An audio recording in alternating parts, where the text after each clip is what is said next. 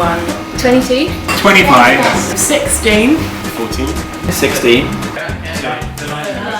Probably about 21, 22, and I remember being in a service where clergy rededicate themselves. It was quite a high church experience, and just feeling the sense of the Holy Spirit on me really, really strong, and it was almost like God was pressing down on me, and I just felt overwhelmed. And it was at that point that I was like, yeah, I'm called to ordination. I wasn't happy about that at the time. I was really actually very frightened and underconfident to even say it to anybody, but that was the point that I knew.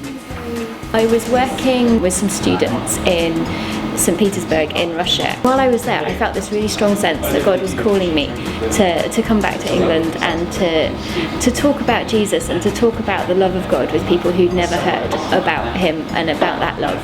I started exploring it from there, really, but it turned out later on I found some old diaries that I'd had and that I'd written as a teenager, and I think I'd written something along the lines of, I think I might want to be a vicar one day, and it was quite interesting seeing how God really joined up the two. I probably first felt something when I was 14. I think it's a bit like I just had this real passion for the church, and at the time just do stuff within it, and I didn't really know what that kind of meant or what that was about, but that kind of grew. And I think there was probably a time where I just thought, surely everyone thinks like this, and then I realised that maybe they didn't, and maybe actually the best way for kind of me to live out just who I was bizarrely by being a vicar.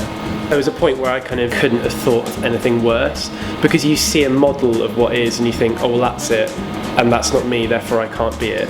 But I think that shifted, and because God spoke to me about stuff, but also because you see people do it in a different way and you think, actually maybe I could do it differently, maybe it doesn't have to look like that, it could look like something else. I went to university and I kind of felt my own faith, but within the group of really conservative friends, all of whom told me I couldn't be a vicar because I was a woman.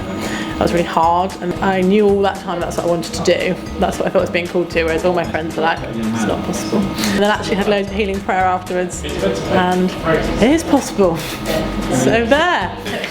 Before I got ordained, I was a lay ecumenical chaplain working in the nightlife in Bournemouth. I had felt called increasingly out of the church, to the fringe of the church, and then beyond the fringe, and countless unchurched communities. And then I must have been mid-20s when I felt the inklings of a calling towards exploring ordination, which felt like it was the complete antithesis of what I'd been called for the previous 10 years. And then when I found out about pioneer ministry, I realised that there was a way of marrying those two calls together. I think we're playing hard.